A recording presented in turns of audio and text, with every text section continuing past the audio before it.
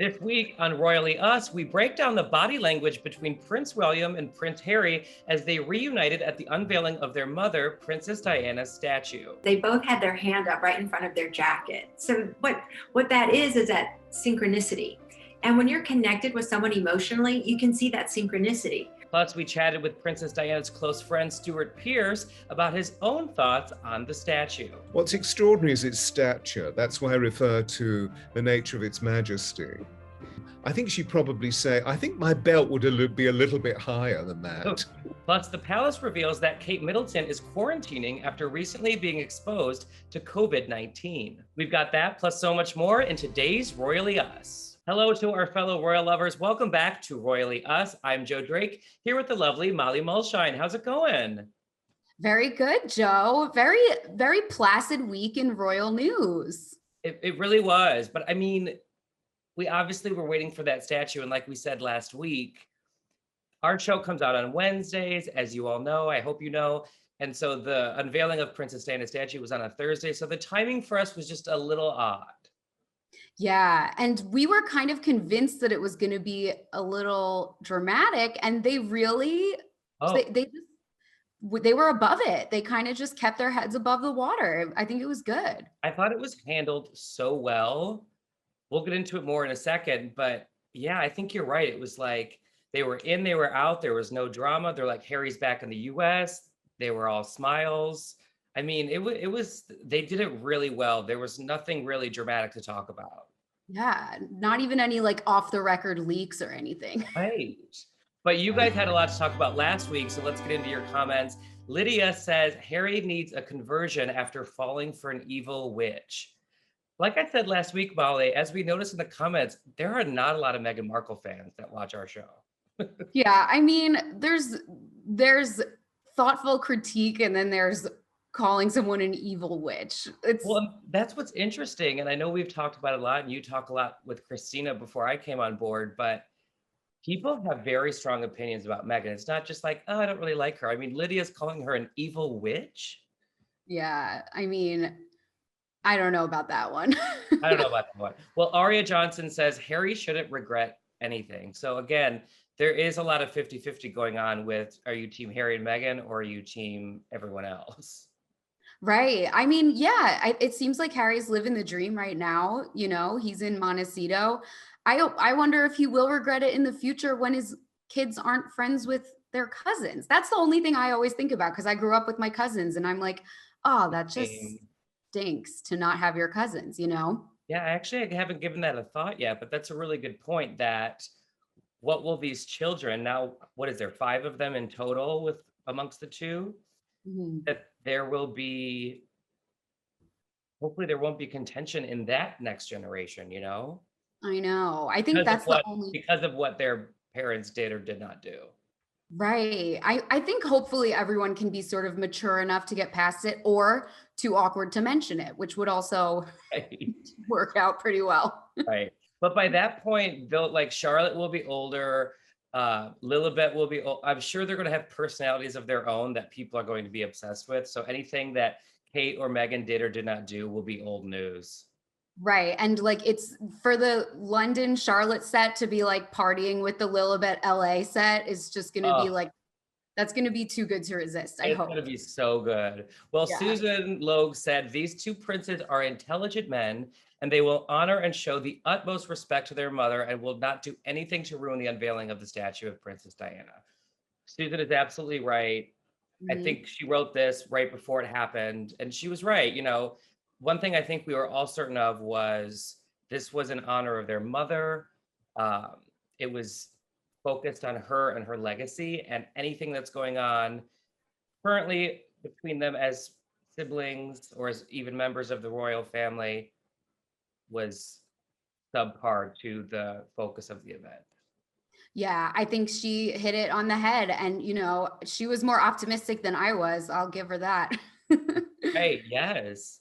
I was a little nervous. I know, I was nervous too, and like we were saying, it's sad because we support them, but I was watching, hoping for some sort of like something. But like we said, I think it was a really positive event, and they went through and weren't scathed too hard by the American or British media. Yeah, they pulled it together. It was like, I think 10 out of 10 for sure. 10 out of 10. Well, let's get right into it and talk about everything that happened at the unveiling of Princess Diana's statue. It is time for our royal roundup. All right, Molly, walk us through exactly what we saw. It's been a week. I already forget. So Harry and William both attended the unveiling at Kensington Palace without their spouses. There was a tiny guest list that kind of kept the focus on the tribute to Diana. Her siblings were all there, her two sisters and her brother. Some people were very confused and thought that Camilla was there. I had a couple people ask me that. I guess, Really? yeah, one of her She sisters looked either... like one of the sisters? One of them has sort of the blonde, like, bouffant that Camilla has. And Right. I was like, oh my gosh, no, they would never. I mean, Camilla and Charles were in Scotland. Could you imagine if like Camilla was like, oh, I thought I was supposed to be here. I know. I mean, that would have been so awkward, but it was not Camilla. It was, so the Diana siblings are Earl Charles Spencer, Lady Sarah McCorquodale, and Lady Jane Fellows. So they were all there and they wanted to keep it personal. That was what a source told us about the event. They didn't want it. It wasn't a last minute decision. They decided a few weeks ago that the other royals wouldn't be attending. So it kind of made sense, I guess. It was the smart decision in the end. I know last week I was hypothetically wishing that Harry and William walk in with Kate and Meghan on their arm, because in hindsight, or I shouldn't say that, I guess in a perfect world, they're both now married with children. And in my opinion, Diana would love Kate and Meghan for their own separate personalities and what they bring to the marriages with her sons. So to see the four of them come together for this would have just been monumental, but I understand why they didn't. COVID was sort of the perfect excuse to continue a small, intimate affair. I also would have loved to have seen Charles and Camilla, the Queen, the whole royal family come together to sort of put their stamp of approval on this. But obviously, yeah, that would have been a very mature move, but I think there might just be too much bad blood there. Like, I'm surprised that they even have this statue at Kensington Palace and that there even have been a few different Diana exhibits in the museum part of Kensington Palace or the public part of Kensington Palace over the past few years. right. Like, they've been sort of distancing themselves from Diana's legacy ever since her death. So for them to, I think it's like baby steps of like bringing her back into the fold. I thought that the designer, Ian Rank Broadley, the fact that he designed it was a huge stamp of approval because he designs like we said, I think last week, the Queen's profile on the coins. So what did you think of the statue itself? I was going to say, let's talk about the nitty gritty of this. Aside from William and Harry, I thought it was beautiful. It was actually sort of what I thought it would look like. I know we spoke about how real it was going to look. I didn't think it was going to look that real. And I don't think it ended up like, it looks like her, but there's a little bit of like an abstract artistic flair to it. Right? I don't know. I think, Or you so think I was really confused by the outfit because of course, in my perfect world, we would be celebrating Glamazon Diana with a bunch of kids around her because I love the duality of Diana being this glamorous fashion plate who was also a huge philanthropist. And I think you can be both at once. And I love that. But I think they went for a subdued outfit on purpose, very like blouse centric. I just was immediately like, there's the blouse. Wow. But then I learned why they selected that outfit. I mean, I'm sort of speculating, but okay, that's fine. We speculate on the show. Yeah, the outfit appears in a professional photo shoot that she had with William and Harry, where she's in a very similar pose, and her hands are on William and Harry. So I think the symbolism of the outfit choice and the kids around her is that she treated every child as if they were her own. And that's why right? I'm like, I just love that. I have like chills from my own theory. Yeah, right. It's such a good theory. That's something I caught on right away with the children. was my initial thought was like, oh yeah, she's like Mother Earth. She's like the mother to all children because of what she did on her time here was incredible. I initially thought it was two young boys, but it's a boy and a girl. And then behind, I'm looking at the picture right now, behind the girl is a third child, another boy. Yeah, do we know why they picked those three specific children? Because I mean that is a specific choice to have the three kids and one of them behind. Yeah, we don't know yet, but I'll keep researching for next week because I am interested. And I was trying to figure it out this week. But I think you're right with your theory. I mean, it's hit the nail on the head that she treats all children like her own, and she had this very sort of motherly aspect to her personality at all times. Yeah, and it just ties it to that family portrait. But I would have loved to have seen a little bit more of her sense of humor in this piece and like her charisma and her spark. I felt like it was a very, very serious piece of work. And of course, it's a royal commission. So of course it's going to be super serious. But Right. you know, she had a sense of humor. She was a fun and funny person, according to everyone who knew her. I mean, Stuart Pearce has told us that. And the artist also made a statue of Josephine Baker, who is also an iconic woman of the 20th century. And if you look up what that statue looks like, it's so full of movement and it's so full of life. And while I love this statue and it fits in very well on the gardens of Kensington Palace. It does. It looks like it has always been there. Right. And it has the same sort of vibe and shape as like a statue of Queen Victoria, there are statues of her all over London. But I also just am like, I wish it had a little bit of that fun and movement that we see in the Josephine Baker. Totally get it. Yeah, this one's definitely very stiff and stoic. And going back to the outfit, I know we pick apart women's attire all the time, and I hate even doing this, but you were mentioning the blouse, she's also wearing a pencil skirt. So that very much is sort of like linear and stiff. It's not like the Chloe sort of ball gown like you were referring, Yeah, it's definitely like a 90s minimalist sort of vibe. Definitely. Well, Kensington Palace did release a statement on sort of the look of it, said the style, quote, the style of dress was based on the final period of her life as she gained confidence in her role as an ambassador for humanitarian causes and aims to convey her character and compassion, which I think it does. Yeah, I think so. And printed on a plaque is a verse from The Measure of a Man, which was also used during her 2007 memorial service. And it reads, quote, "These are the units to measure the worth of this woman as a woman regardless of birth. Not what was her station, but had she a heart? How did she play her God-given part?" I think it's love that.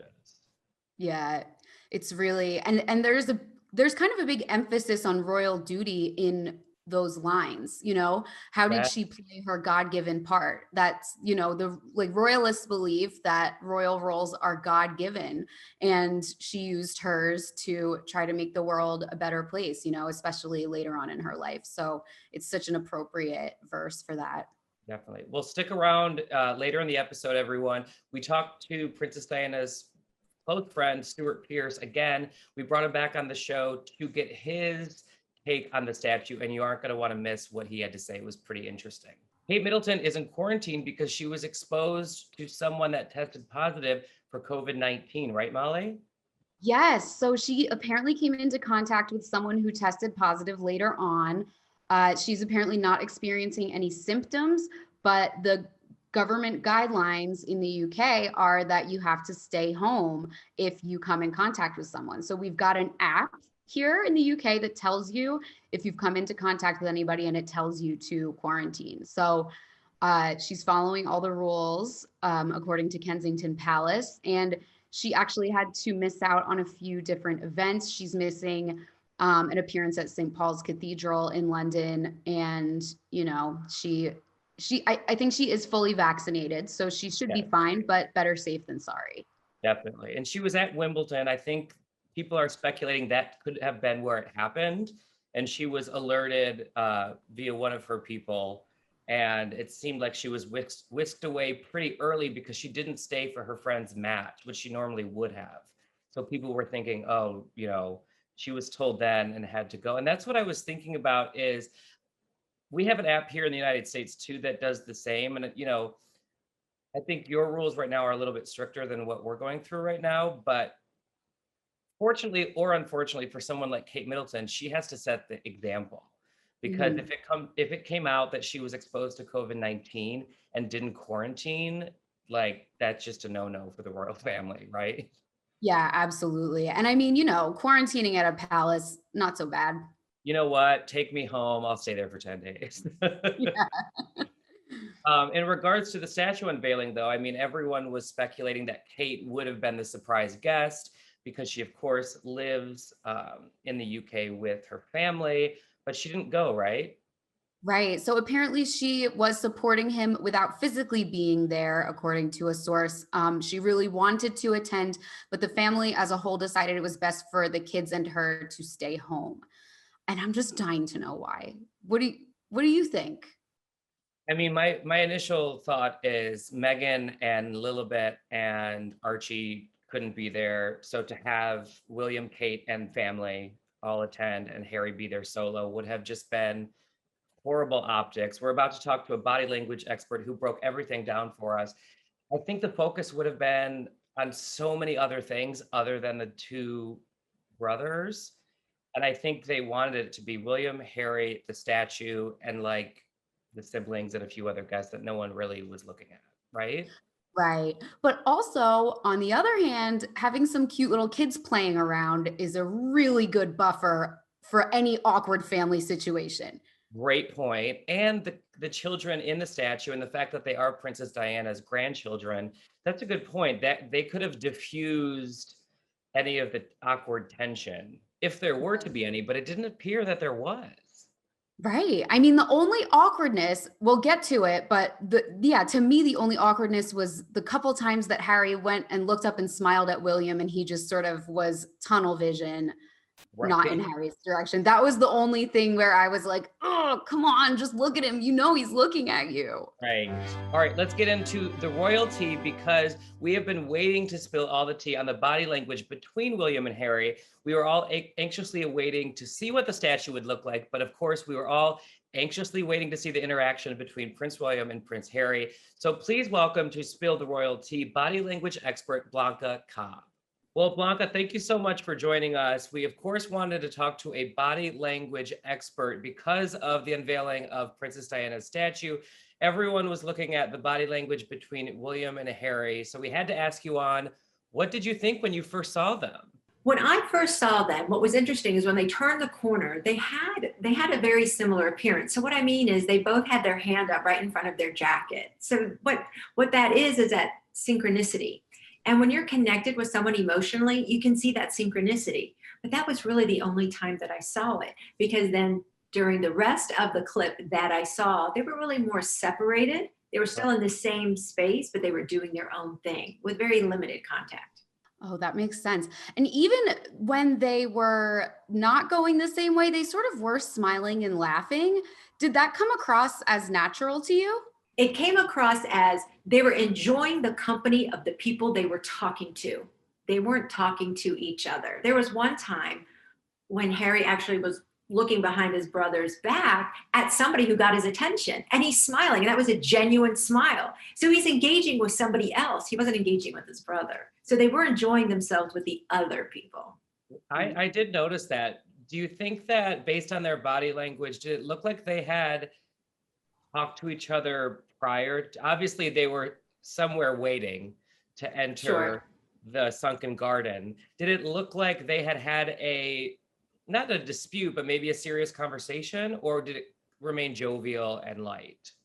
Well, there's no way to tell what happened before I saw them on camera. So I have no idea about that. But I do believe in a situation where it's formal and, all eyes are on you, and it is such a momentous occasion with the unveiling of the statue of their mother, they're going to try to interact somewhat. This is a moment of unity, not of separation, not of division. So regardless of what might be going on with their brotherly relationship, I do believe they try to steer it in, if you will, or pull it in together to show some camaraderie. Right. It certainly looked like they had a little bit of coaching, maybe from someone such as yourself, because in previous appearances, they definitely looked a lot frostier with each other. So I was wondering if you think that maybe they, like, was it a conscious effort to try and look as buddy-buddy as possible? Perhaps, absolutely. A lot of public figures will get body language coaching before major events, but also there's time and there's distance from whatever has happened in the past. And sometimes time can help heal situations or hard feelings. I'm not saying it's completely over. I'm just letting you know what could be contributing. Right. Obviously, Harry flew back from the United States to the United Kingdom for this event. Aside from what has been going on with the interview that he gave with his wife, Meghan, and other things, he still was going back to his old territory, perhaps William's territory. How did Harry appear in this environment, having moved to the United States and coming back? Did he seem comfortable or uncomfortable? I thought overall he was comfortable. He was just more relaxed with that big smile. And you can even tell by his position. I mean, he had one leg was pointed out a little bit, not with both feet underneath his hips, hip distance apart. That's more relaxed. That's more casual. And he used his hands more. So if you can't compare the brothers, when they were talking to other people in that clip, Harry's the one who was using his hands. He was just more relaxed and more engaging, not as formal as William was. And so what that lets me know is there was a level of comfort for him. Did it seem like William was kind of the one in charge? I felt like I detected a couple times Harry sort of looking to him for approval. Did you notice that at all? Yes. I'm not sure if it was approval or more for guidance or what to do next. I mean, there's a hierarchy in the family. I mean, I'm not really thinking about the royal one, but also we're talking about older siblings and younger siblings. And a lot of times a younger sibling will look to the older one in a situation like this. Okay, what are we going to do next? What's going on? Just to get some clues. So yes, I did feel that Harry was looking more at William than vice versa. And you could tell also because there were times that Harry would actually walk over to where his brother and somebody else was talking. And William did not, in my opinion, it didn't look like he was ever moving towards Harry. Obviously, the ceremony was intimate because of COVID and other issues.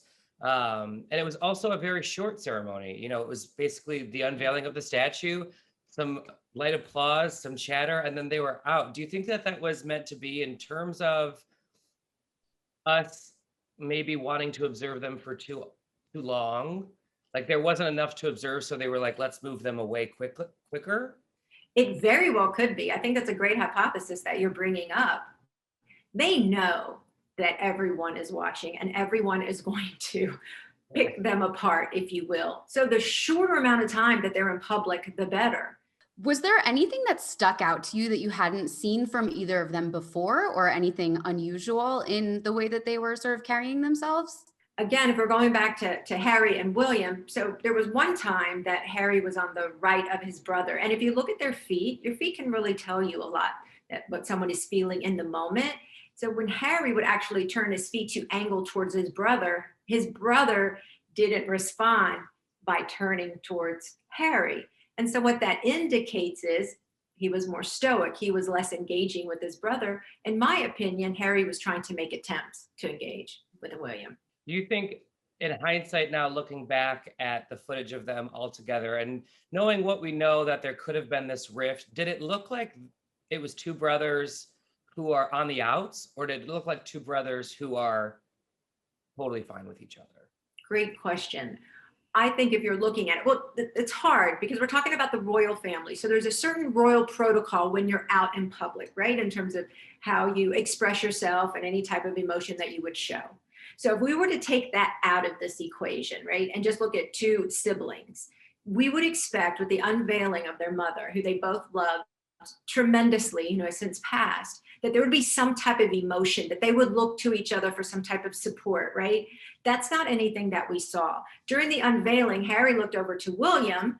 Are we going to pull at the same time? What's going on? It was a lot of nonverbals there. But afterwards, there really was no connection between the two. And you would anticipate that there would be some type of some words or nonverbal communication between siblings, and it wasn't there. So from that perspective, it really gets a sense that something isn't quite right. But now that you're bringing in the royalness, right, and how they're supposed to present themselves in public, if you will, that might have been more formal and perhaps intentional.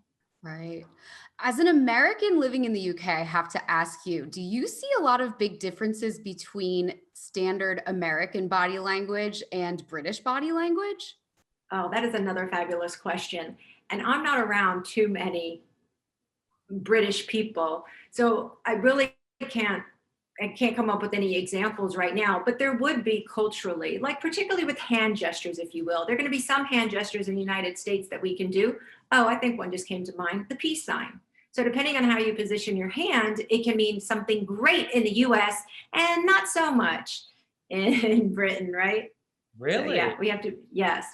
It's more of a vulgarity in Britain, depending on how you position your fingers, the peace sign. Oh, interesting. So in the United States, we have our peace sign with your palm out, right? But that can be interpreted not so nicely in Britain. I do believe, if I'm correct, it's this way. That's more appropriate.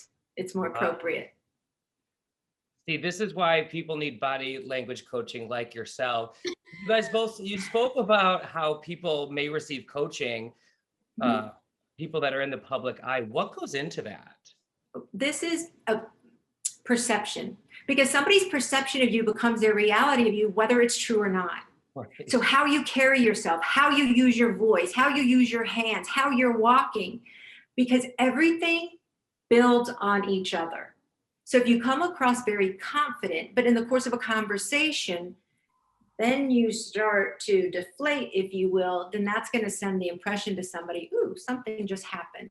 They may not know what, but it's visible to them. And also with the voice can let you know if somebody's engaged or animated, excited, whether they're interested or not. And the same with hand gestures. So there's a lot that goes into it. And also what the goal is. What is the goal of you being at a public event?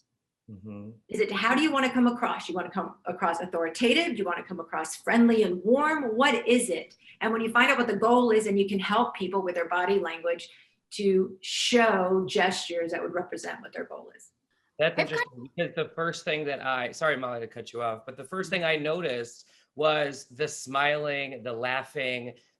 You were talking about the hand placement. I mean, the moment I saw them, it was like warm, happy, jovial. And I was like, they know what they're doing with this, because if they came out, like Molly was saying, about a bit frostier, everyone would go, oh, we're all right. Oh my God, they hate each other. But there was very much this, we are brothers. We are in this to revere our mother, and this is for her. So there was definitely all of that going on, I think.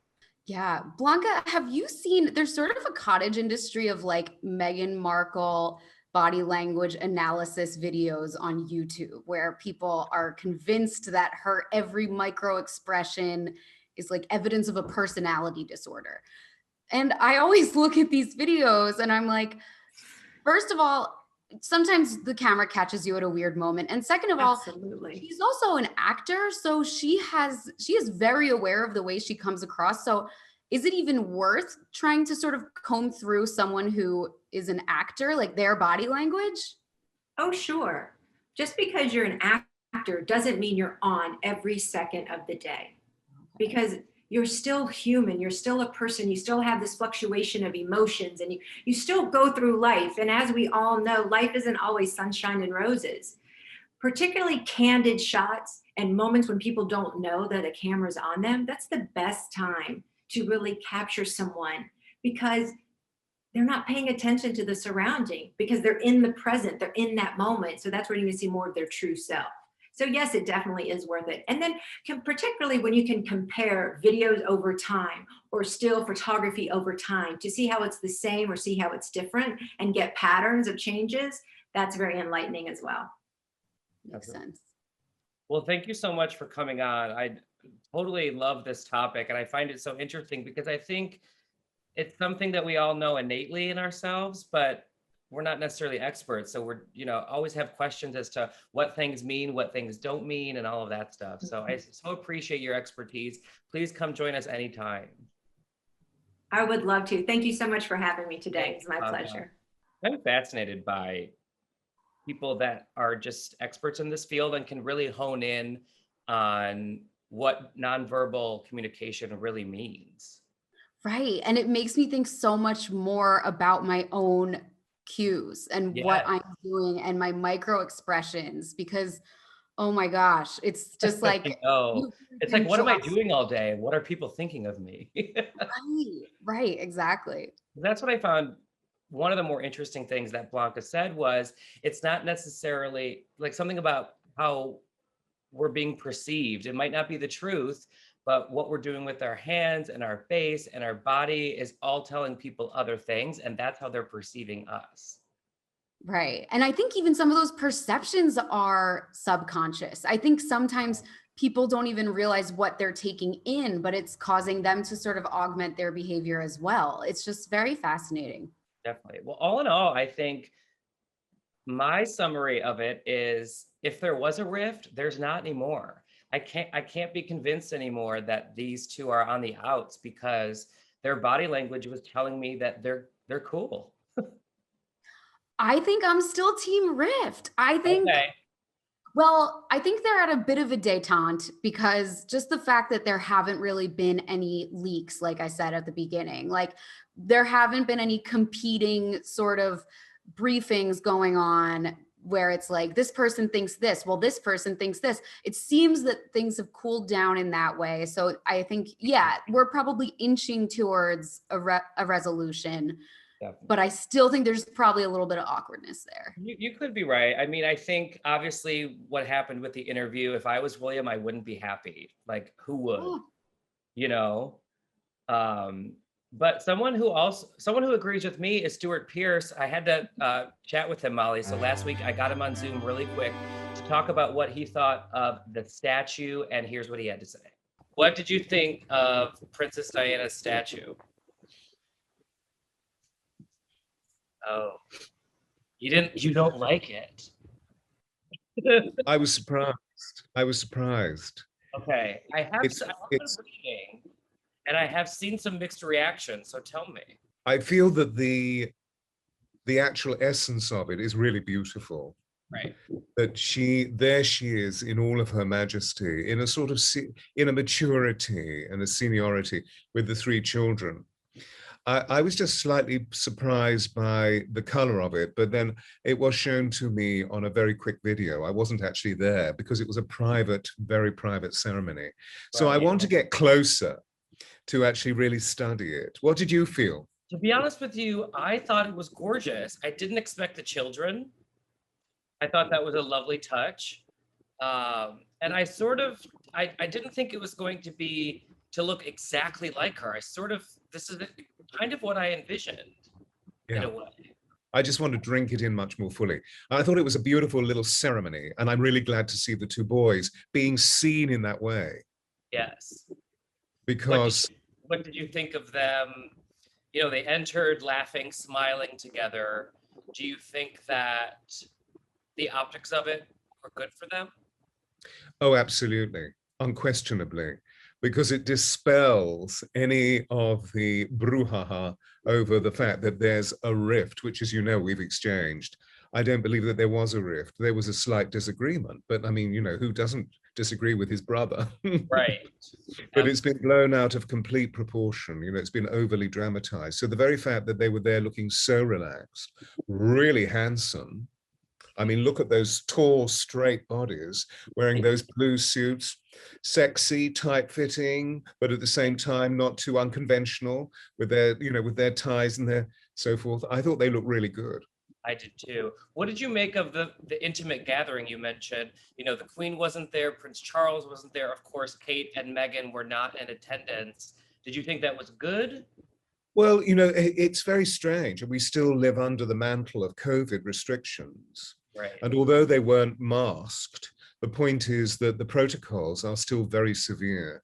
And we know that there have been some really complex behaviors in central government over the last 2 weeks, which means that one major minister has been released, has been got rid of, purely and simply because he actually misbehaved within the substance of COVID restrictions. So I feel that what the royal family are doing are being immensely representative of what the law of the land is all about. And that's one of the reasons why the Queen wasn't there and why Meghan wasn't there. I mean, Meghan obviously is at home with the children, so that's completely understandable. But it is interesting that Catherine wasn't there as well, that it became this very, very intimate celebration of just the two princes and select members of the Spencer entourage. I read somewhere that the Duchess of Cambridge got a private viewing of the statue with her children before. Did you hear the same? I haven't, no, but that doesn't surprise me in the slightest. I'm sure that they'd already gone down to see it, all of them together, to have their private moments. And then it would have been veiled. And I thought it was really neat the way that they laughed as they pulled the cords and the whole thing took place. But I thought it was also really interesting, just from a body behavior, that Harry then took the green swathed fabric and rolled it up and then handed it to somebody. I thought that was a really interesting sort of practical, ordinary, authentic thing to indicate to everybody, no, I'm still very much part of this, and I don't mind clearing up the crockery after tea, sort of thing. It was really interesting that someone who was a close personal friend of Princess Diana, the initial he couldn't answer at first because I don't think he initially liked what he saw. Really? Yeah, so it was really interesting. I want to have him back on the show. I know he's actually the perfect guest, so he can join us every week, but he was seeing it the day after I spoke to him. So I wonder if in person he felt differently, but he told me that initially what he saw was not what he expected. Wow. What do you think he expected? It's interesting. I kept thinking that since he was such good friends with Princess Diana, that he probably had something in his head going into it, knowing that person so well. And then when it was revealed, it was just not at all, what he thought it would be. Not to say that he doesn't like it now. I don't want to put any words in his mouth, but it was just an interesting sort of first take. But he also thinks that, William and Harry are good. That's good. That's very reassuring. And I hope that that's the case. I really do. And he was invited from Prince William's camp to come see it. So again, we have to have him back on because I want to hear what that was like, because he said it was also going to be a small, intimate group, again, for COVID protocols and the like. So I think it was sort of like the second tier of invites was the following day. So I can't wait to see. He might have a completely different opinion now. So we'll have to have him come on and let us know. Absolutely. Final thoughts. We like the statue. It's what I expected from a royally commissioned piece of art. Right. But it didn't have the sort of... It didn't have the razzle dazzle I would have put into it. Yeah. But I'm also from New Jersey. I wear Uggs still, like I'm not having like royal taste. So I have acrylic nails. It's like Picasso on steroids is what I would have done. You know what I mean? Like Absolutely. over the top. If it was like Diana in a tiara in that gown she danced with John Travolta in, and it was like swirling with like lights on it, we would have been all for it as Americans. Right. Give me Diana revenge dress. How about that? How about put that outside the Serpentine as a statue forever? Like that's my taste. Well, hey, you're gonna have to go and look in person for us and report back. Yes. If it ever stops raining in London, that is the first thing I'm gonna do. Trust me. Yes, I can't wait. Well, thank you everyone for tuning into another episode of Royally Us. Don't miss us every Wednesday right here on Us Weekly's YouTube channel.